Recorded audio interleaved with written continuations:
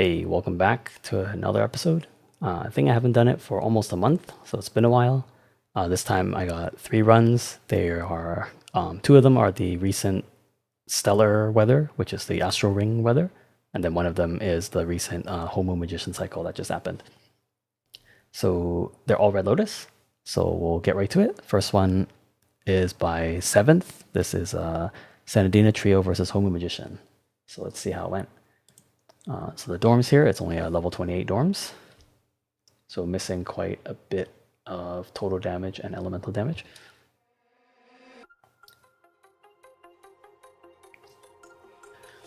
Red Lotus Emblem, Dream Seeker, Astral Op at S rank, S0 Senadina, full gear, and then Coralie S rank full gear, and the weapon I remember is not maxed, but it's probably inconsequential here. And then Helia is SS rank, and she has her pre, but it's only level 50. And the Von Neumann one, Stigmata, is only level 35, I think. So it's gonna be missing a little bit of its effects. And then 6% fire and lightning, Divine Key. Yeah, so the opening is just quickly farming up Astral Energy. So it uses Coralie's Hammer Finisher, it uses Helia's Rapid Shot. So it gets the Astral Ring intensity for both characters. And then Senadina will top it up to 150 after she hits with her Yo-Yo.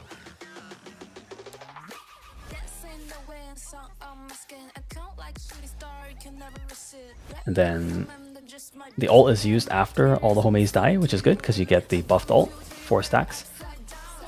Yeah, but doesn't use the evasion skill to reset Senadina so she can get another yo-yo in.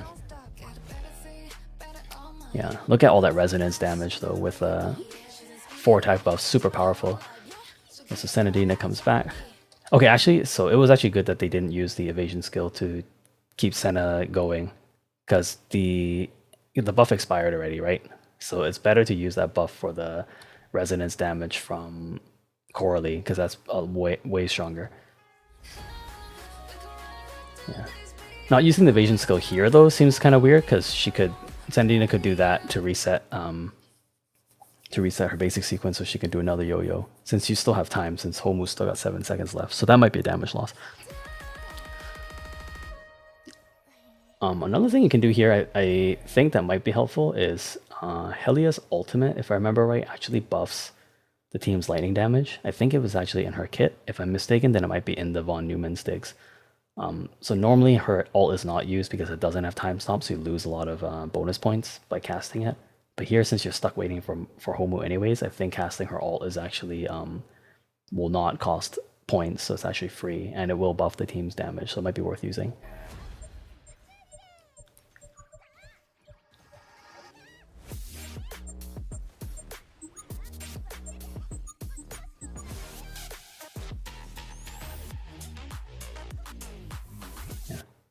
Yeah, so the only reason I can think of not using the evasion skill earlier is it might still be in cooldown here. So if that's the case, then it actually is a bit better to save it for using it now, because she needs to extend her rotation now to clean up all the Hola bomb waves to finish up Magician.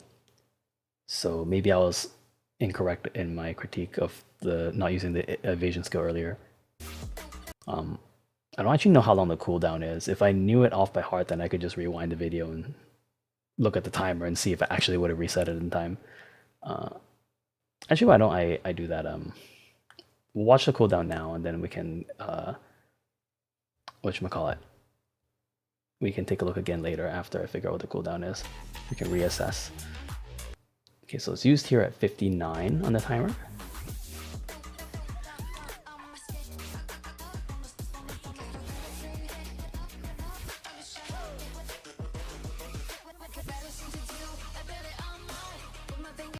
Still not up yet. Okay, now it is. So 59, 114. So it's 15 seconds. Okay. Okay, so we'll quickly go back and quickly take a look. whoops. So, oh yeah, no, it's right here. So after the Resonant, Senadina attacks. She could have used it here to get some extra damage in. This is 41. So it has to reset by 56. So that means it'll be fine, because she uses it at 59, right? Wait, let me just double check. Did I do the math right? So she does a yo-yo here. She could evade right now, which is 41, right? So plus 15 seconds is 56. That's correct. Okay. So if we go up to 56, it would have reset here before she needs to use it. Yeah, so that means that was a damage loss, and you might as well just have used the evasion there. Get another yo-yo off. And then, like I mentioned earlier, potentially use Helia ult if there's still time available to just get the lightning damage buff, and then do the final rotation. Okay, so for the final rotation, the ult was used to do damage. Okay, so the ult's damage on Homo Magician is actually really, really minor. So the HP is right here right now, and then after the ult, I'll pause the video again. Boom. Okay, so it does only that much damage. It's really, really little. Most of the damage actually comes from killing the Holas, because when they die, Homo Magician loses a portion of his max HP.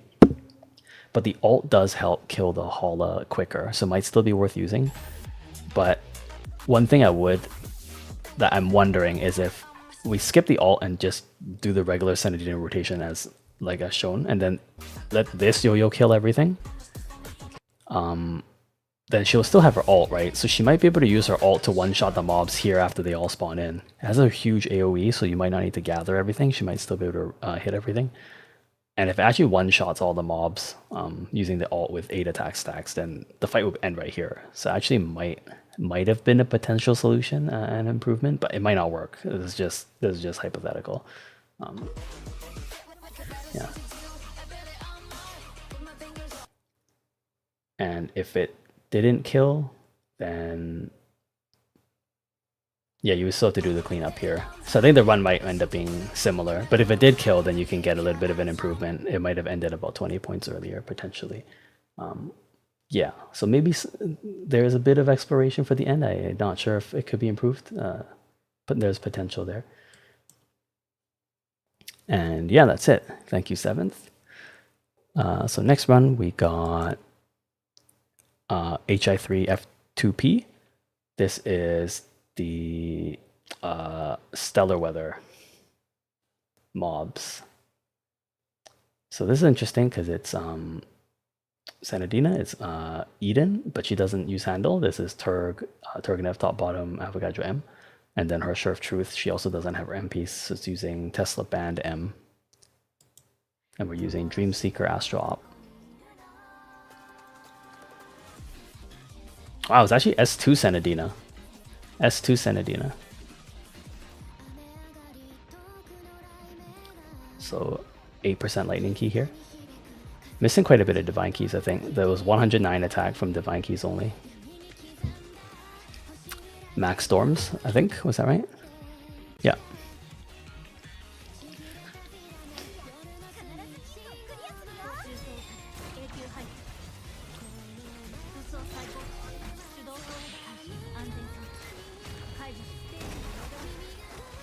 Okay. So one thing I'm skeptical about is I don't think Eden's ult actually needs to be used because she's not using Handel, so she doesn't need.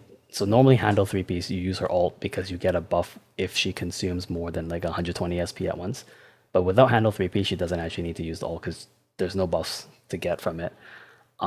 You can still use the ult for paralysis trauma, but the enemy's already paralyzed from her weapon active that she used when she came in with QTE. So I think the ult is actually skippable and you can get like 10 points back.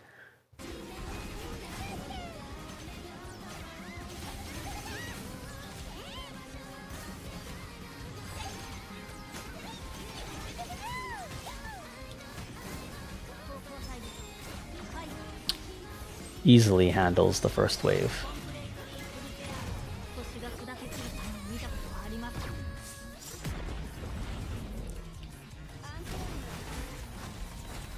Yeah, again, I think might be able to skip Eden ult.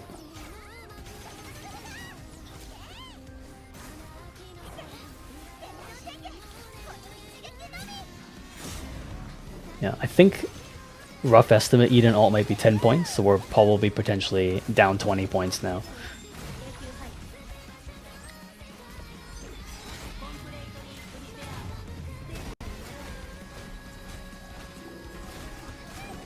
Yeah, now down 30 points from using the ult there.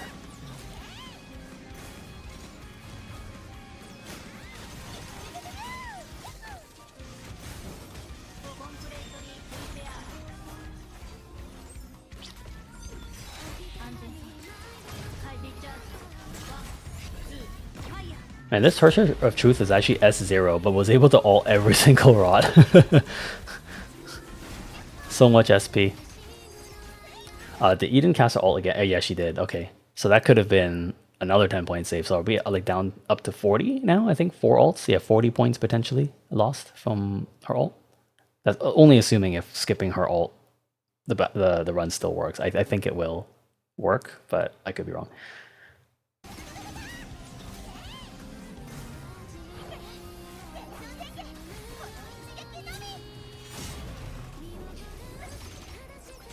So still hasn't used Astral Outburst yet. So the boss is almost dead. And the Astral Outburst here at the very end, just for the last little bit of HP. So there's a very high likelihood that if Astral Outburst was used at the beginning of the rotation, the fight would have ended already. Since you get the, I think the weather was 30% total damage if you have Astral Op activated. So that's a passive that's active the whole fight. And you get another 10 total damage if you actually use Astral Outburst and you're in Astral Outburst mode. So that 10% extra total damage could have been activated earlier if it was used at the beginning of the rotation instead of at the very end. And then Senadina might get a lot of buffs from being in Astral Outburst mode too. I don't actually remember what she gets because huge wall of text in her kit. But she was not in Astral Outburst mode for the entire rotation. If she was, then all those buffs would be active. She might do more damage. I would have to take a look at what she actually gets. But very high likelihood that the run would have already ended from the yo-yo hit earlier from this, if it was used at the beginning of the rod instead. Then you get a little bit more points, because you wouldn't have to do all this. I think it was 749, right? Yeah, so 15 more points. And then if it's actually possible to skip all the Eden ults, that's another 40. So 749 plus 40, maybe like 789, I don't know. Looks like that might work though, because really don't think Eden needs to ult here. Yeah, I would have to go back and look at each ult to see if there was any paralysis trauma that actually got filled from the ult hitting.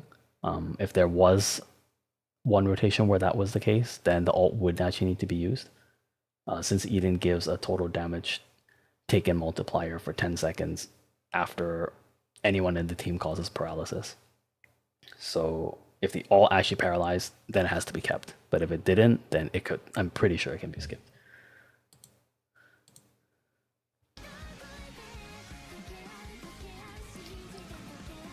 Yeah, 472D. Thank you, HI3F2P. Okay, and then the last run, I actually wanted to find a video of Griseo DPS on the Stellar mobs. I couldn't find any on YouTube, but there was one in CN. So we'll take a look at this one.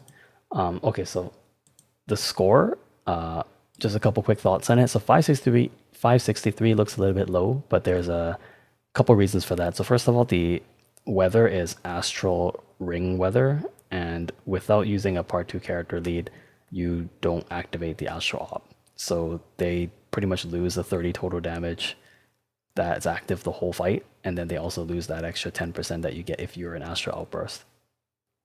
So 40% total damage that you don't have when you're an Outburst, and then when you're not an Outburst, it's 30%. So they don't have that for the entire run, so the team is a lot weaker. So that's contributing to the lower score.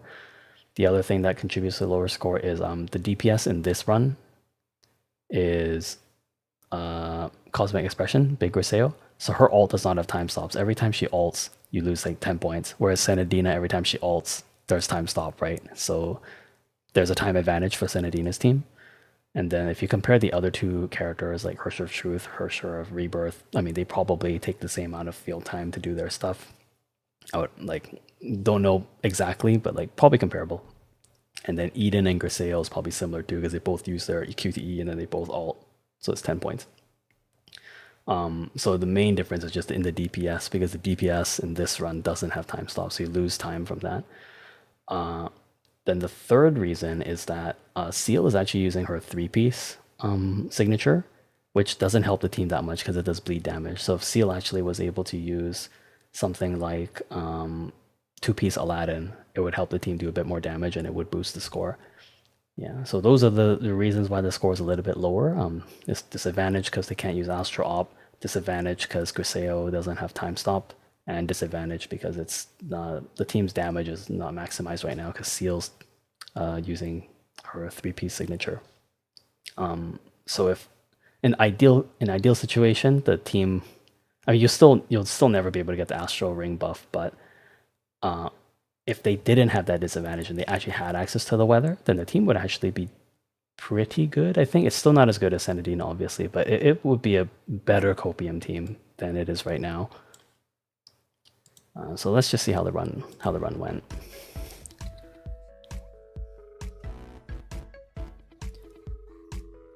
So this is an S2 seal.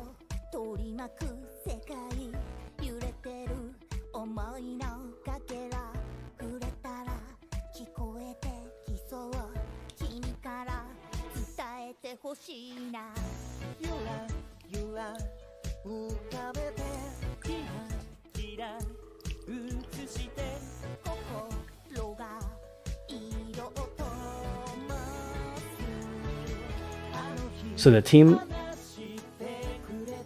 is slightly short of one rotationing the mob, but I think they'll probably die during the setup for the second rotate. Yeah. So it's still technically starting the second rotation on time. So I would give it a pass for one rotationing the first wave.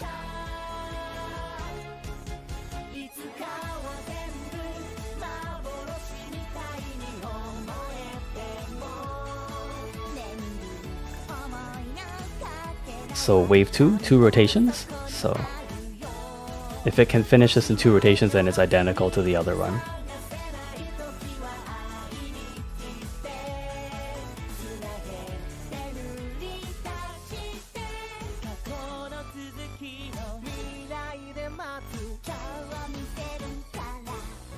Looks like it might be possible. Baldur's getting there. Aesir Baldur. Or whatever his English name is. Okay, almost, not quite.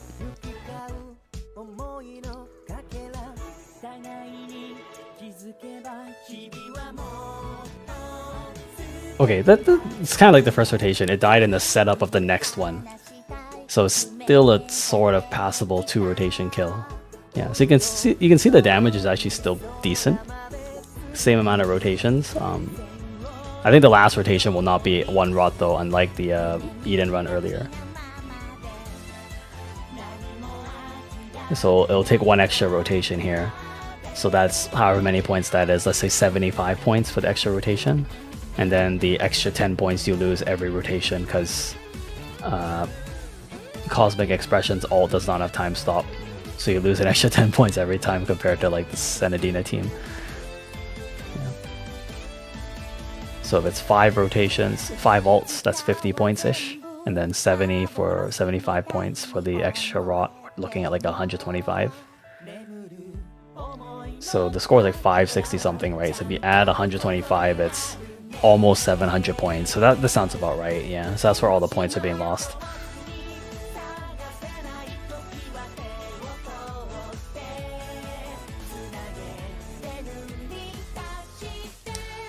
Yeah.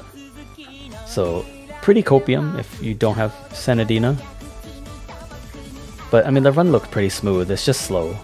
So it's still a, I would say, pleasant experience. It just, you won't be scoring very high.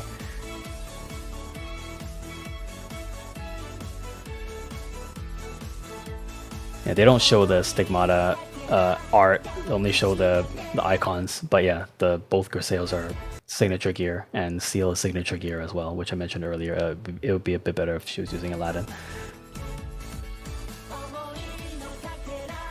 And it was an S2 Seal. Okay, so one other thing that I noticed, it's not a big deal, but it definitely was really, really weird, is when they were finishing off the second wave, the Balder. So here, so you can see Seal's buff is the non-enhanced form, so just the regular one, 50% impair, not 75. It's got 4 seconds left, and it was really blurry and hard to see, but it's 4 seconds left. So it actually refreshes from Diana hitting the robot. So you can see it's the enhance icon now. So it's the 75% impair, but the timer actually has not refreshed yet. So the timer actually doesn't refresh until Seal slashes, which I didn't know. I actually thought you get both at the same time, but it's actually different. So Diana gives you the enhance buff,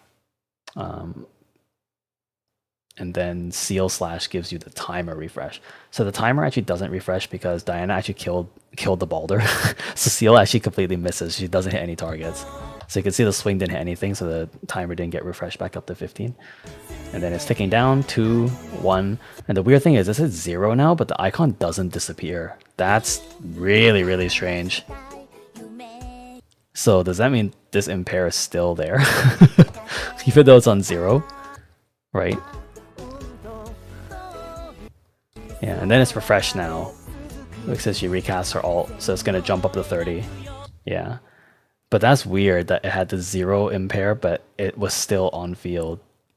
So actually, I mean, like, it's really hard to take advantage of that, because that means you need a rot where Diana hits the enemy and Seal slash doesn't hit anything. But it basically worked as if the buff still got refreshed. Because I think the timer...